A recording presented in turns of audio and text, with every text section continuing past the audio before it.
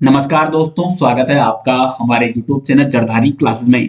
दोस्तों, Uttarakhand SI exam के लिए हमारी यहाँ पे रीजनिंग की सीरीज चल रही है और रीजनिंग में आज हम एक बहुत ही महत्वपूर्ण टॉपिक कवर करने वाले हैं। ये टॉपिक है वेन आरेख यानी Venn diagram. Most important topic है दोस्तों रीजनिंग का। इस टॉपिक से जो भी प्रश्न आते हैं एग्जाम में, बहुत सारे अभ्यर्थी उनको एग्जाम में गलत कर देते हैं, लेकिन आज मैं आपको ऐसे सटीक यहाँ पे ट्रिक बताऊंगा कि किस प्रकार आप वेन डायग्राम संबंधी सवालों को कम समय में बिल्कुल सटीक रूप से सॉल्व कर सके। तो काफी महत्वपूर्ण लेक्चर दोस्तों आज का होने वाला है। और इसके क्वेश्चन की अगर आपको प्रैक्टिस करनी है तो लिंक आपको मिल जाएगा वीडियो के डिस्क्रिप्शन में। वहां पर पीडीएफ का लिंक आपको दिया गया है। उस पीडीएफ में 1200 प्लस एमसीक्यू वहां पे डाले गए हैं रीजनिंग के लिए, प्रत्येक टॉपिक के। स्पेशली एसआई एग्जाम के लिए वो ई बुक बनाई गई है। तो अगर आपको एसआई एग्जाम के लिए रीजनिंग की ई बुक चाहिए जिसमें लगभग 1200 प्लस एमसीक्यू हैं और उसमें पिछले सालों में जो भी रीजनिंग के प्रश्न पूछे गए हैं एग्जाम में वो भी रखे गए हैं, तो लिंक आपको मिल जाएगा वीडियो के डिस्क्रिप्शन में। तो शुरू करते हैं दोस्तों आज का लेक्चर। दोस्तों, वेन डायग्राम होते क्या हैं? तो वेन डायग्राम एक ग्राफिक चार्ट होता है जो किसी विषय, वस्तु या संख्या में संबंध दर्शाते हैं, और इसका उद्देश्य भी यही होते हैं कि ताकि जो अभ्यर्थी होते हैं वो किसी वस्तु, विषय या किसी संख्या के बीच संबंध को ज्ञात कर सके इन ग्राफों के माध्यम से। तो जानते हैं पहले किस प्रकार के यहाँ पे प्रश्न बनते हैं, और कुछ मैं यहाँ पे रूल्स आपको बताऊंगा कि कैसे आपको वेन डायग्राम की पहचान करनी है कि वो वेन डायग्राम कहना क्या चाह रहा है। तो पहले यहाँ पे आप देख सकते हैं, जब एक वर्ग दूसरे वर्ग में पूर्ण रूप से समाहित हो, जैसे हमने कह लिया कि कुत्ता और जानवर। तो कुत्ता जो होता है वो क्या है? जानवर है। तो जानवर का जो वर्ग होगा, जो आरेख होगा वो ये होगा, और जानवर के अंतर्गत ही आएगा आपका कुत्ता। या कुत्ता हो गया, बिल्ली हो गया, वो जानवर के अंतर्गत ही आते हैं। दूसरा यहाँ पे देखो, खिलाड़ी और क्रिकेटर। तो चाहे वो क्रिकेटर हैं, चाहे वो फुटबॉलर हैं, चाहे वो टेनिस खिलाड़ी हैं, तो किसके अंतर्गत आते हैं? हम कहते क्या है उनको? हम कहते हैं उनको खिलाड़ी। तो खिलाड़ी और खिलाड़ी के अंतर्गत पूर्ण रूप से समाहित है कौन? क्रिकेटर। फिर यहाँ फुटबॉलर भी आ गया, आपका टेनिस जो खिलाड़ी होते हैं।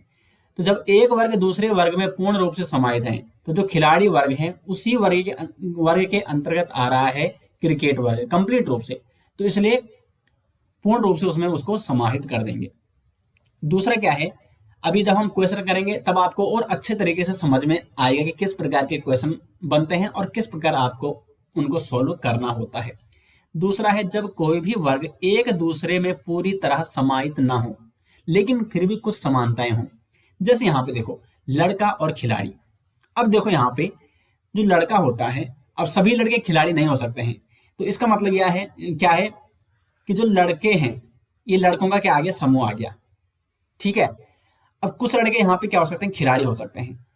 तो ये आगे खिलाड़ियों का समूह। तो इनमें क्या है? पूरी तरह समाहित नहीं है लेकिन कुछ समानताएं। कुछ समानताएं क्या है कि कुछ जो लड़के होते हैं वो खिलाड़ी हो सकते हैं, और कुछ खिलाड़ी जो होते हैं वो लड़के हो सकते हैं। लेकिन सभी खिलाड़ी भी लड़के नहीं हो सकते, क्योंकि कुछ खिलाड़ी लड़कियां भी हो सकती हैं। और उसी प्रकार सभी जो लड़के होते हैं वो खिलाड़ी नहीं होते। कुछ लड़के क्या हो सकते हैं? डॉक्टर हो सकते हैं, कुछ लड़के इंजीनियर हो सकते हैं, कुछ लड़के क्या हो सकते हैं? टीचर हो सकते हैं, और इसी प्रकार कुछ लड़के खिलाड़ी हो सकते हैं। तो यहाँ पे जब दो वर्ग एक दूसरे से पूरी तरह समाहित ना हो लेकिन उनमें कुछ समानताएं हों, तब इस प्रकार का वेन डायग्राम बनता है। और जब पूर्ण रूप से समाहित हो तब इस प्रकार का क्या बनता है? वेन डायग्राम बनता है। तो अगर आपने देखा कि दो वर्ग एक दूसरे में पूर्ण रूप से समाहित है, तब आपको ये वाला वेन डायग्राम बनाना है।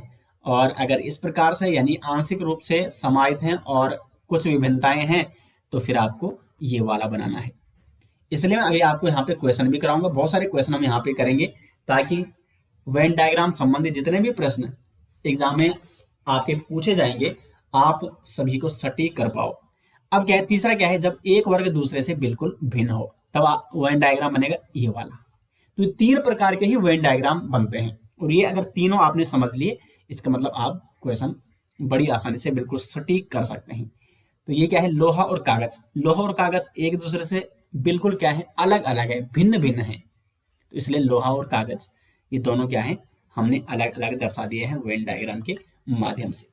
भाई ये तीनों रूल्स अगर आपने देख लिए, तो अब आप क्वेश्चन को बड़ी आसानी से कर सकते हैं। तो बढ़ते हैं अपने क्वेश्चनों की ओर। पहला क्वेश्चन, निम्न में से कौन सा आरेख पेड़, शाखाओं व जड़ के संबंध को सही से निरूपित करता है? तो देखो अब यहाँ पे क्या है, पेड़, शाखा और जड़, क्या दे दिया इसने, पेड़, शाखा और जड़। अब देखो जो शाखा और जड़, तो शाखा और जड़ ये पेड़ के अंतर्गत ही आते हैं। तो यानी ये पेड़ है आपका और इसमें आ गया शाखा और जड़। अब देखो हमने, ये पेड़ है, ठीक है, पेड़ के अंदर आएगा शाखा और जड़, लेकिन शाखा और जड़ के मध्य क्या कोई संबंध होता है? बिल्कुल नहीं, क्योंकि जड़ होती है भूमिगत और शाखा होती है वायवीय। शाखा क्या होती है? भूमि के ऊपर होती है, जड़ भूमि के नीचे होती है, लेकिन ये दोनों पेड़ के अंतर्गत आते हैं। तो इसलिए जो वेन डायग्राम बनेगा वो इस प्रकार बनेगा, ये है पेड़ और पेड़ के अंदर आ रही है आपकी शाखा और जड़। तो ये जड़ है और ये आपकी शाखा है। तो कौन सा वेन डायग्राम इस प्रकार से, ये है बी। तो पहले का हो जाएगा बी ऑप्शन सही आंसर। अब देखो ये सटीक आंसर है कि नहीं है, बिल्कुल ये सटीक आंसर है। और ये शाखा और जड़ पूर्ण रूप से संबंधित है पेड़ से, यानी पूर्ण रूप से समाहित है पेड़ में। और जब पूर्ण रूप से समाहित होती है तब ये वाला डायग्राम बनता है, पूर्ण रूप से समाहित। और यहाँ पे देखो, और जब बिल्कुल भिन्न है, क्योंकि शाखा और जड़ क्या है, बिल्कुल भिन्न है, तो पेड़ में तो ये पूरी तरह समाहित थी इसलिए हमने पेड़ के अंदर ये रख दी है, लेकिन आपस में क्या है, ये भिन्न भिन्न है, तो अलग अलग है इस पेड़ वाले वेन डायग्राम के अंदर। तो इसका बी ऑप्शन हो जाएगा सही आंसर। ये आपका पेड़ हो जाएगा और ये जड़ और शाखा है। अब दूसरा क्या है, तो कौन सी आकृति लड़का, खिलाड़ी व छात्र के बीच सही संबंध दर्शाती है?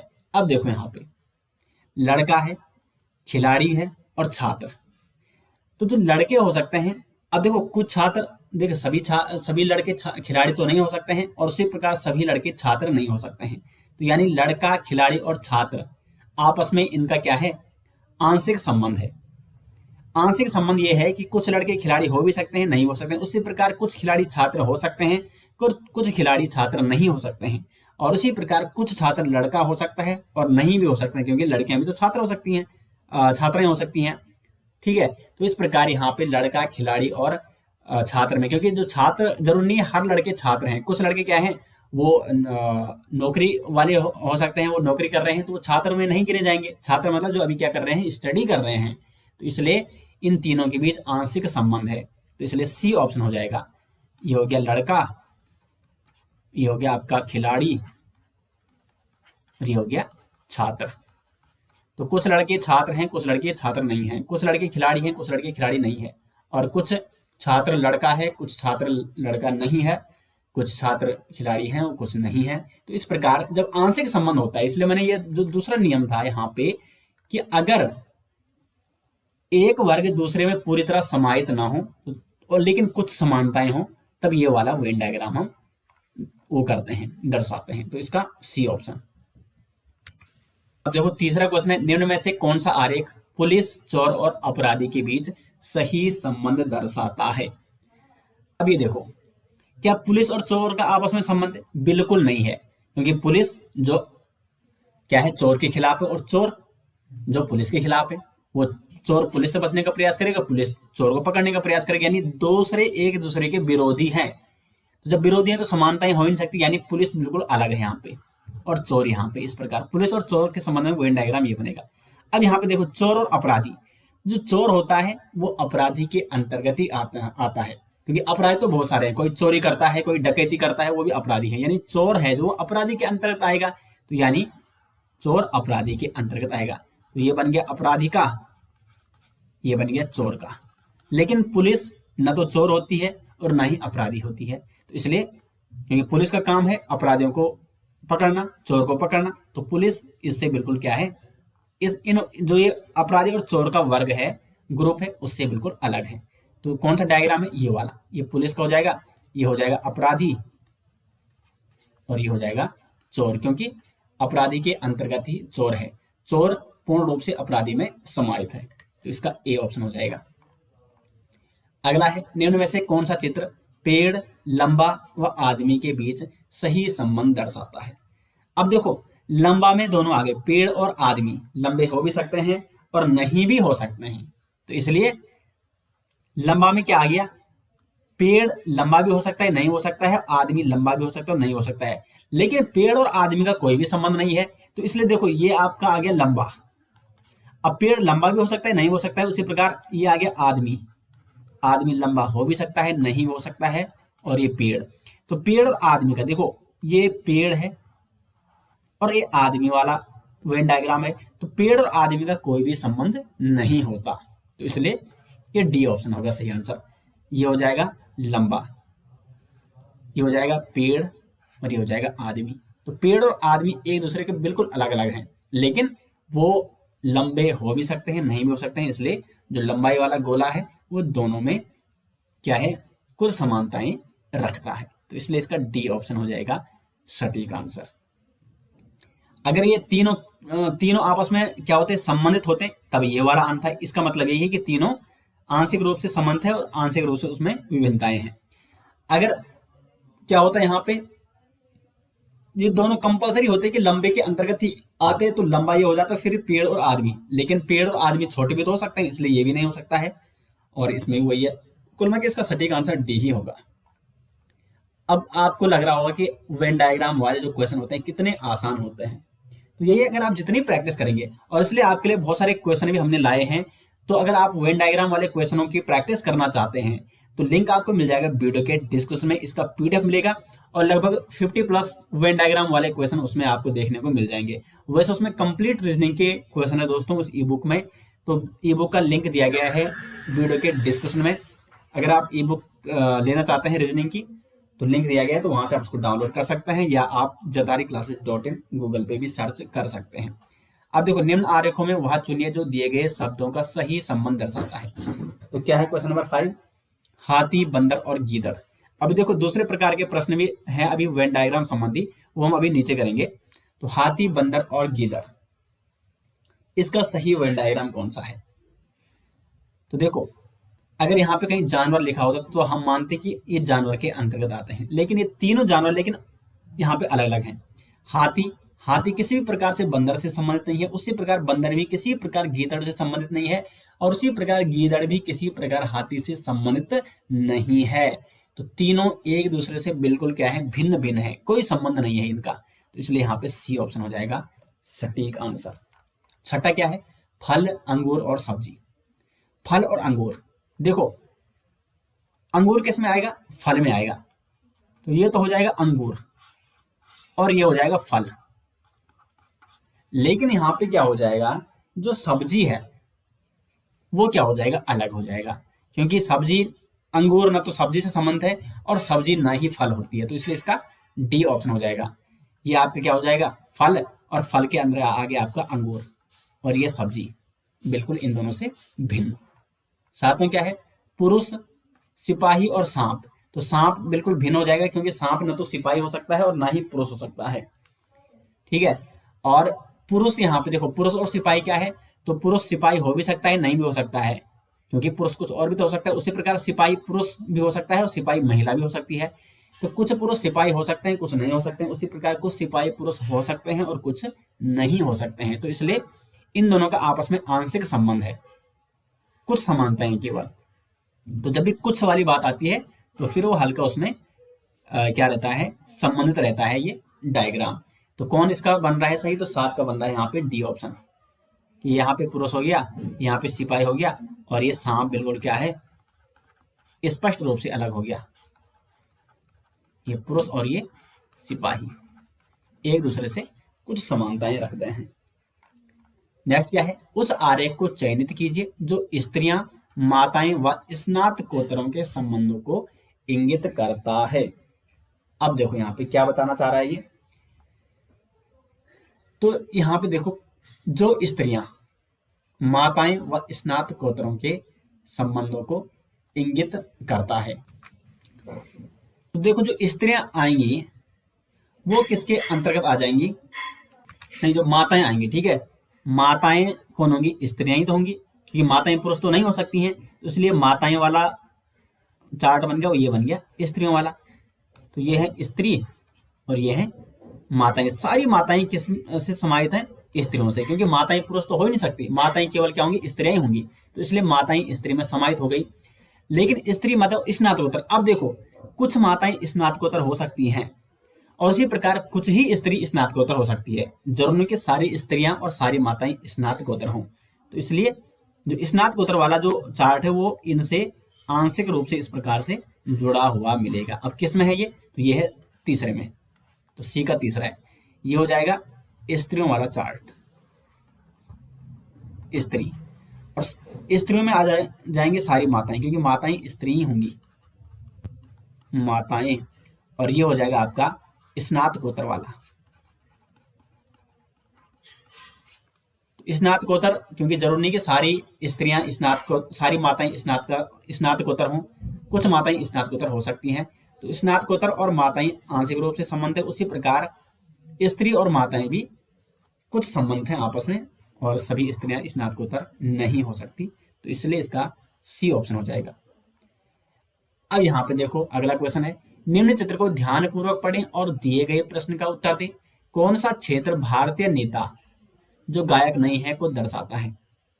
कौन सा क्षेत्र भारतीय नेता जो गायक नहीं है, यानी नेता है बट गायक नहीं। अब यहां पे देखो लीडर हैं, लीडर के संख्या, लीडर कौन कौन से? 6, 2 और 5 लीडर हैं।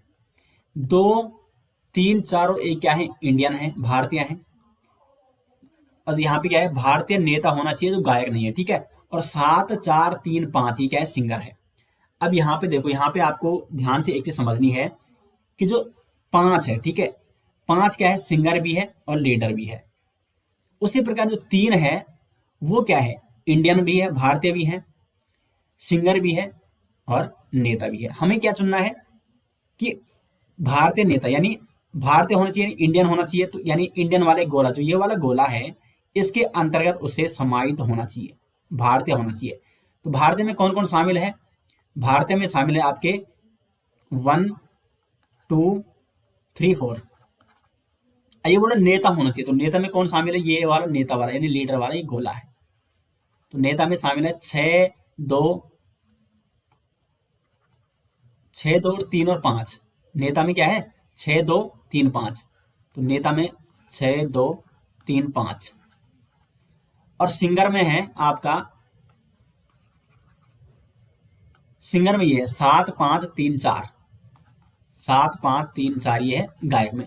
लेकिन हमें चुनना है कि जो कौन सा क्षेत्र भारतीय नेता जो गायक नहीं है, गायक नहीं होना चाहिए, यानी वो सिंगर वाले गोले में नहीं होना चाहिए, लेकिन भारतीय और नेता वाले गोले में होना चाहिए।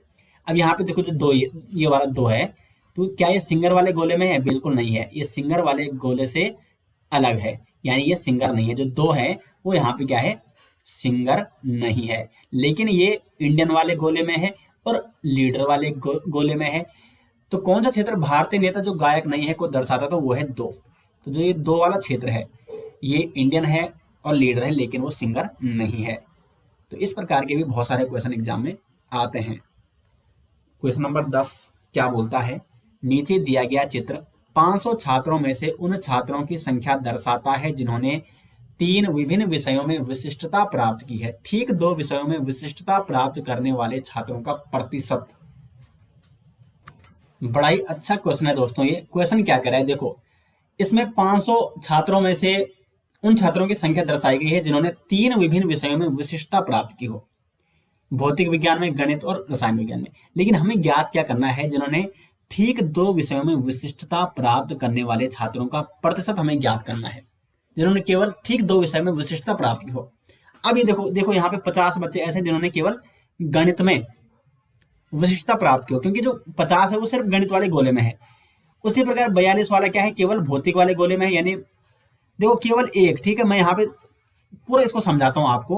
केवल एक विषय में जिन्होंने विशिष्टता प्राप्त की हो तो वो कौन है? 50, 42 और 47। क्योंकि 47 वाला केवल केमिस्ट्री में, यानी रसायन विज्ञान में विशिष्टता उसने प्राप्त की है, क्योंकि वो भौतिक विज्ञान और गणित वाले आरेख में नहीं है।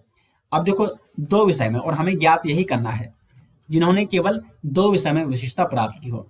2 विषय में कौन है? देखो 15, देखो यहाँ पे इसने गणित, क्योंकि गणित का गोला है, और ये फिजिक्स का, इसलिए रसायन में शामिल नहीं है, इसमें ये शामिल नहीं है। तो एक तो 15 है जिसने गणित और भौतिकी में विशिष्टता प्राप्त की। एक है 12 जिसने भौतिकी और रसायन में विशिष्टता प्राप्त की, और एक है 13 अभ्यर्थी जिन्होंने केवल गणित और रसायन में विशिष्टता प्राप्त की है। तो हमें इन्हीं का क्या निकालना है, प्रतिशत निकालना है। तो 12 देखो 15 प्लस 12 प्लस 13 कितना हो जाएगा, ये हो जाएगा आपका 13, ये हो जाएगा आपका 40। अब देखो कुल बच्चे कितने हैं 500, और 500 का 40, 500 छात्र हैं और 500 में से 40 छात्र, तो 500 को 40 कितना परसेंट हुआ, 8% हुआ, क्योंकि 500 का 1% 5, ठीक है, 5 इंटू 8 40, तो इसका हो जाएगा ए, ये है 8%। दो विषयों में विशिष्टता प्राप्त करने वाले छात्रों का प्रतिशत क्या हो जाएगा, 8% हो जाएगा। तो इस प्रकार इसी प्रकार डिट्टो ये प्रश्न आपका एग्जाम में सीधे डायरेक्ट पूछा जाता है। अब देखो कुछ अलग प्रकार के प्रश्न इस प्रकार से बनते हैं। प्रश्न क्या है, निम्नांकित आरेख में वृत्त शिक्षिका को, जो वृत्त है ठीक है, ये है शिक्षक को, ठीक है, शिक्षिका को, ये शिक्षित है यहाँ पे, ठीक है, शिक्षित को। तो जो वृत्त है ये शिक्षित को दर्शाता है, त्रिभुज किसको दर्शा रहा है, बेरोजगारों को दर्शा रहा है, तथा वर्ग ग्रामीणों को दर्शा रहा है। तो आरेख का ध्यानपूर्वक अध्ययन करके निम्नांकित प्रश्नों का उत्तर देना है। तो ये आरेख आपको अध्ययन कर लिया। देखो त्रिभुज में बेरोजगार आ गए, जो क्या है आपका जो गोल है यानी वृत्त है उसमें शिक्षित आ गए, और जो वर्ग है उसमें ग्रामीण आ गए। अब देखो क्वेश्चन पढ़िए, ऐसे शिक्षित ग्रामीणों की संख्या क्या है जो बेरोजगार हैं। यानी अब देखो शिक्षित भी है, ग्रामीण भी है और बेरोजगार भी है। यानी जिसमें शिक्षित वाला यानी गोल, इसमें ये गोला भी है, शिक्षित ग्रामीण भी है यानी वर्ग भी है उसमें, ग्रामीण भी उसमें शामिल, और जो बेरोजगार यानी वो त्रिभुज में भी शामिल है। तो यानी यहां पे ऐसा होगा, ऐसा, यानी जो यहां पे होगा, जो वर्ग के अंतर्गत भी आएगा, वृत्त के अंदर भी आएगा और त्रिभुज के अंदर भी आएगा। तो इसका सटीक आंसर क्या होगा ये आपको अभी देखना है। तो यहाँ पे देखो जो 4 है ये त्रिभुज के अंदर भी आ रहा है, वर्ग के अंदर भी आ रहा है यानी त्रिभुज के अंदर आ रहा है बेरोजगार है, वर्ग के अंदर आ रहा है यानी ग्रामीण है, और वृत्त के अंदर भी आ रहा है यानी ये क्या है, शिक्षित है। तो ऐसे शिक्षित ग्रामीणों की संख्या क्या है जो बेरोजगार है, तो ये हो जाएगा 4। दूसरा देखो यहाँ पे कुल शिक्षितों की संख्या क्या है। तो शिक्षित कौन कौन है, जो गोले यानी वृत्त के अंदर आ रहे हैं, तो उनकी कुल संख्या हमें ज्ञात करनी है। तो 8 12 20 9 29 और 4 33 ये हो जाएगा टोटल। तो 12 का क्या हो जाएगा, सी ऑप्शन। सिंपल से क्वेश्चन है दोस्तों, और इन्हीं को आप क्या समझते हैं, टफ समझते हैं, लेकिन ये बिल्कुल क्या है, सिंपल क्वेश्चन है। कुल शिक्षित ग्रामीणों की संख्या, शिक्षित और ग्रामीण वो हमें ज्ञात करने हैं। कुल शिक्षित और ग्रामीण यानी शिक्षित वाला गोलक कौन है, वृत्त, और ग्रामीण वाला ये।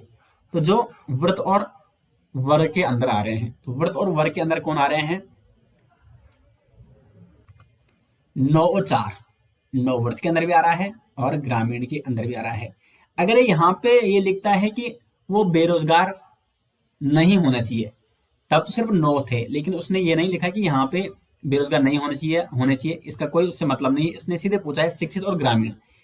तो शिक्षित और ग्रामीण वाले गोले में 9 और 4, तो 9 4 कितना होता है, 13 होता है। तो इसलिए इसका बी ऑप्शन सही आंसर हो जाएगा। अब आगे बढ़ते हैं, एक उसी प्रकार का दूसरा क्वेश्चन है। वेन आरेख का अध्ययन करके क्वेश्चन नंबर 14 15 और 16 का उत्तर हमें देना है। तो आपको ये देखना है एक बार, और फिर हम क्वेश्चन का आंसर यहाँ पे देखते हैं। तो बताइए कि कितने शिक्षक न तो लेखक हैं और न ही संगीतज्ञ।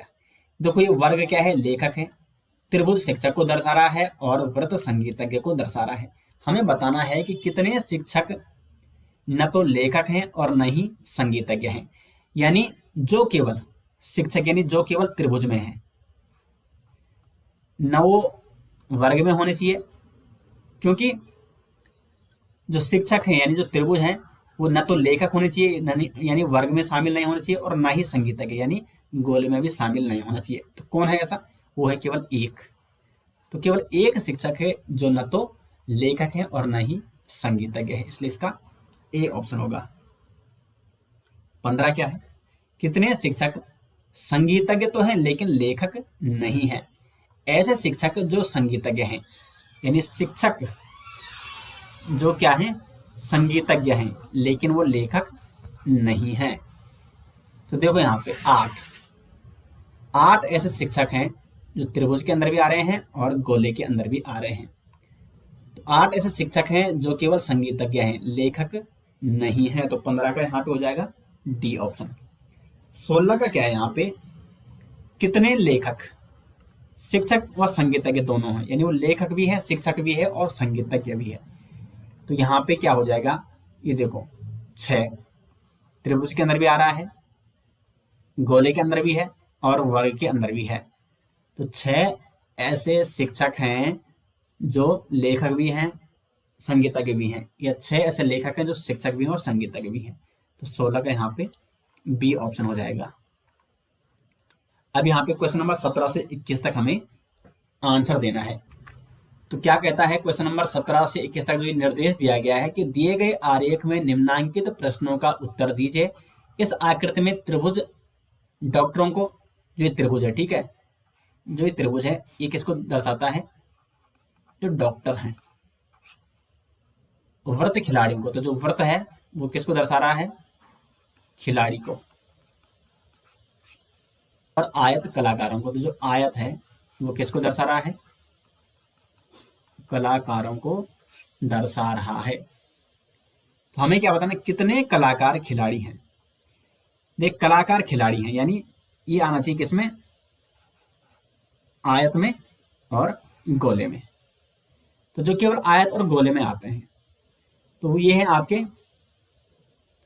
22।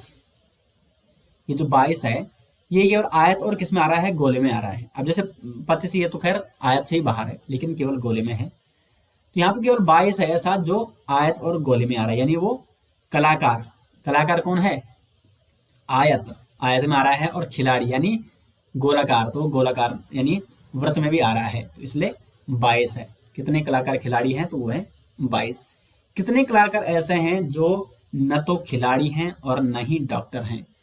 तो यानी आयत में ऐसा संख्या कौन है जो खिलाड़ी यानी वृत्त में भी शामिल नहीं है, डॉक्टर यानी त्रिभुज में भी शामिल नहीं है, वो है 30। ये केवल आयत में शामिल है यानी केवल वो कलाकार हैं। तो यहाँ पे 18 का डी ऑप्शन हो जाएगा। 19वां देखें, कितने डॉक्टर, कलाकार भी हैं और खिलाड़ी भी हैं, यानी डॉक्टर यानी उसमें त्रिभुज में भी शामिल होना चाहिए, वृत्त में भी शामिल है और आयत में भी शामिल है।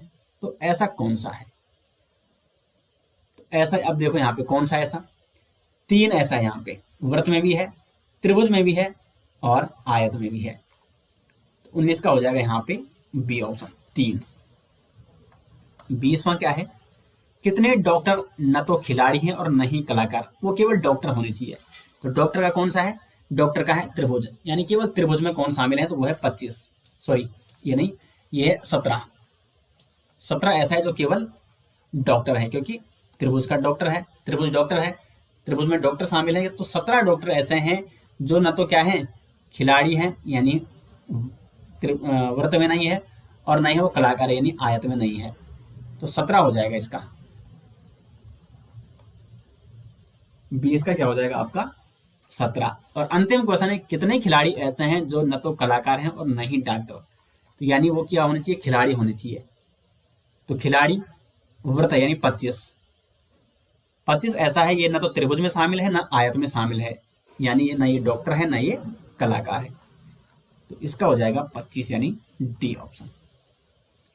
तो दोस्तों उम्मीद करते हैं कि अब आपको वेन डायग्राम संबंधी जो भी प्रश्न एग्जाम में आए आपको कोई भी कंफ्यूजन नहीं होगा, आप बिल्कुल यहाँ पे उसको सटीक रूप से उसका आंसर दे पाएंगे, क्योंकि बिल्कुल सिंपल लैंग्वेज में, बड़ी ही आसान भाषा में, और जितने भी प्रकार के प्रश्न वेन डायग्राम से पूछे जा सकते हैं वो मैं आपको यहाँ पे करा चुका हूँ। इसका पीडीएफ आपको मिल जाएगा वीडियो के डिस्क्रिप्शन में, साथ ही साथ वेन डायग्राम के नोट्स और रीजनिंग के अन्य टॉपिक के नोट्स, एमसीक्यू और पिछले सालों में जो रीजनिंग में प्रश्न पूछे गए हैं उसका पीडीएफ भी आपको मिल जाएगा वीडियो के डिस्क्रिप्शन में, वहां से आप पीडीएफ डाउनलोड कर सकते हैं। मिलते हैं दोस्तों अगले वीडियो के साथ, तब तक के लिए धन्यवाद।